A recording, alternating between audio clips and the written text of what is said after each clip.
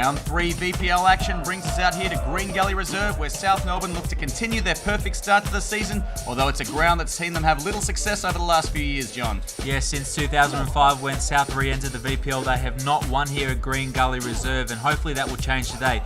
For the South Melbourne FC lineup, mostly unchanged from the team that won at Oakley 2 weeks ago. Early chance now, Norton. Standing over the ball, goes deep, back post. Good chance, good punch away as well, and Green Gully get out of that one, but an early chance for South Melbourne. Corner goes short. Fernando steps through nicely. Fernando Demarais goes across, and it's been turned in. Chichak turns it in on his own line. John, it seems like he panicked a bit there, maybe. A bit of a surprising goal for South. Yes, a surprising goal for South, but we will take that as we look at the short corner play. Usually South doesn't do well from short corners, David, but on this occasion, Fernando turns his marker and fires across in. You see Luke Biles there at the back post, which maybe made Chichak stick his leg out. Lucky goal for South, but one that it will take as it seeks to break this unwanted record here at Green Gully. Matthews looking for the clearance. Going long, bobbling around in the air. Rickson. Fernando, it's opening up for him. Good ball out wide. Jorieff on the run. And, well, I think Vargas has used his hands there, screaming for handball to South Melbourne players and coaches here. John, that looked like a blatant handball to me. It was a blatant handball, David, and we do have the benefit of a replay as we see here a beautiful through ball by Fernando.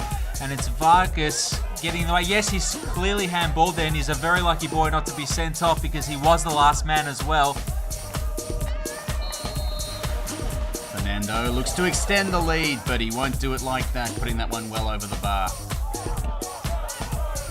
Conditions staying pretty warm and dry. Norton going long.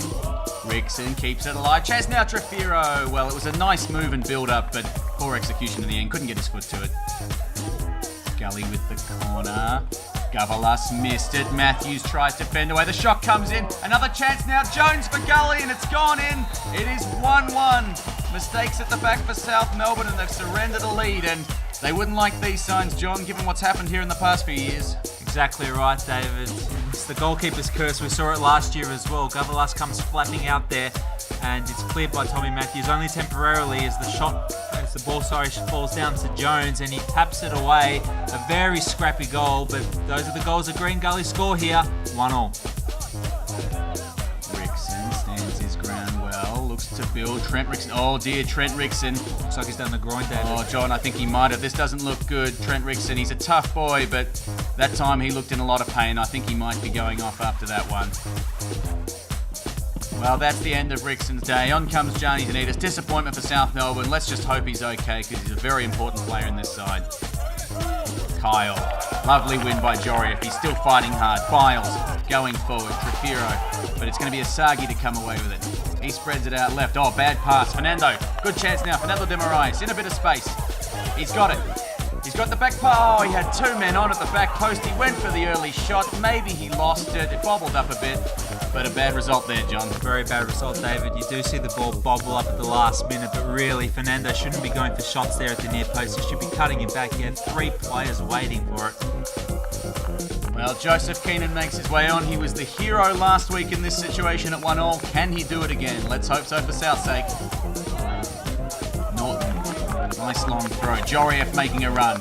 He's been pushing hard all day, battling with Jones, but looks like that one will go over. And oh dear, Steve got Jones. He's just jumped on Kyle Jorieff's ankles there. Well, the referee doesn't seem interested. Johnny Danitas is remonstrating, and John, that looked pretty bad to me. Looked pretty obvious to us, David. Again, we have the benefit of a replay, but look at this. Jones just stamps both feet on Jorieff. No wonder why he's rolling around there. Gully now.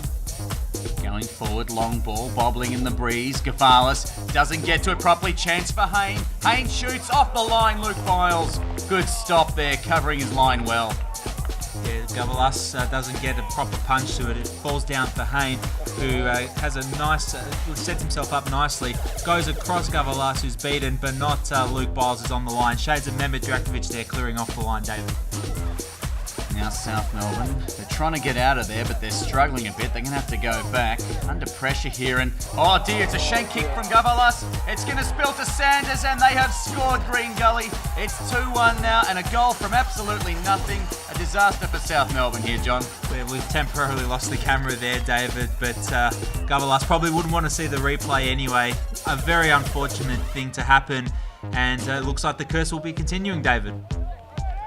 O'Dor can't get this one away now, and Vargas wins it off him. Vargas using his strength. Hayne over the bar from close range, and I tell you what, Green Gully are well and truly on top here. Green Gully continuing here with a chance from the corner, and oh, well, it's gone in. It has gone in. I don't know if that's gone straight through. A strange old goal there. There was a couple of Green Gully players queuing up on the line. John, what do you make of that? That was poor marking here, David. Asagi's left free and Gavalas comes out. There are 3 Green Gully players waiting there, and I think it is Sanders at the back post who gets the final touch, but a really awful goal to concede. Now Hayne, Green Gully possibly even could have put a fourth, and they very nearly did. Just as I was saying it, up stepped Asagi and he's hit the post. Very dangerous run here by Asagi, and he's met the cross beautifully, and his shot has beaten Gavalas but not the post. South very lucky not to be 4-1 as Green Gully are well and truly on top. And now South seems to have been a bit deflated, and you can't blame them because at 3-1 they wouldn't be feeling particularly good about that. South Melbourne lose their first for the season. 3-1 at Green Gully. The curse continues, and the keeper curse continues, John. I've got Kyle Jorieff with me. Mate, you kept battling all day despite some pretty difficult conditions, and what can we say, feeling pretty flat after that? Yeah, all the boys are feeling quite flat after that result. We're a great ball keeping side, but when we come to away games like this, we've got to learn to adapt to pitches that aren't up to, obviously, standard of our pitch. So, and the wind didn't really help us, but, you know, we got to stay and grind out a result, but we didn't do it today. Obviously, when they got the second, the heads might have dropped a little bit, started panicking, and I don't know. But like I said, the pitch to us is hard because we're a ball-playing side, and when you come to a bobbly pitch, it's quite difficult. I got the skipper with me, and after 2 great weeks to start the season, Stevie, maybe we came back down to earth a bit this week. Yeah, I mean, you just got to look in the change rooms, they're all filthy. It's hard to take, you know, we prepared for this last week, the week before. You know, we had the structures in place. We knew it was going to be a battle. It's just one of those days. You know, we're a team that likes to play, and today we couldn't really show it, which is unfortunate. But, you know, we've got to learn from this.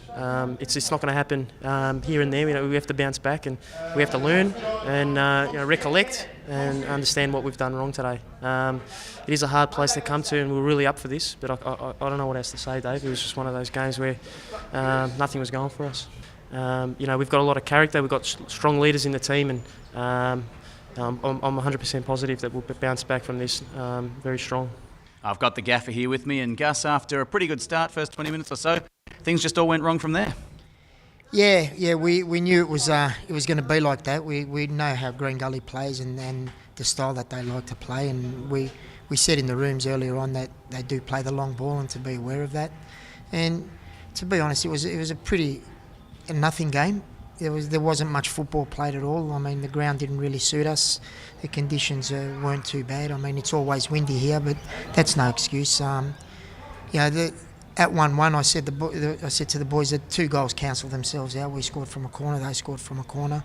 So we just thought it was going to be a scrap, and you know, it took that incident in the second half to really, you know, give them that ascendancy. And you know, once that went in 2-1, we were on the back foot. So yeah, it made it a bit hard.